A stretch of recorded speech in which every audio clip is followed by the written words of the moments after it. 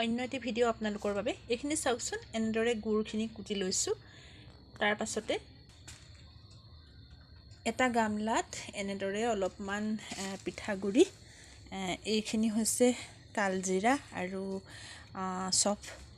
তাৰপাছত আপোনাৰ অলপমান গুড় দিলোঁ। গুড় দি আজি এটা বেলেগ বস্তু বনাবলৈ আপোনালোকক দেখাই আছোঁ ৰ'ব। মিশ্ৰণখিনি মই হাতেৰে সানি লৈছোঁ। হাতখন ধুনীয়াকৈ ধুই পেলাই হাতেৰে সানি এনেদৰে ধুনীয়াকৈ মিক্স কৰি লৈছোঁ। তাৰপিছত চাওকচোন কি কৰিম। তাৰপিছত লাহে লাহে মই এনেদৰে চুঙাত এইখিনি ভৰাই গৈছোঁ দেই। মানে ভোগালী বিহুত চুঙা পিঠা মেইন। আমাৰ প্ৰত্যেক বছৰে আমি এনেদৰে চুঙা পুৰোঁ। আচলতে চুঙা চাউল খোৱা হয় আমাৰ, কিন্তু বিহুত এনেদৰে আমি চুঙা পিঠাও বনাওঁ। আপোনালোকেও এবাৰ চেষ্টা কৰিবচোন। এনেদৰে কলপাত আৰু কাগজ মেৰিয়াই খোপাটো খুব টাইটকৈ মাৰি দিম। এতিয়া বলকচোন কেনেদৰে চুঙা পিঠা পুৰোঁ চাওঁগৈ।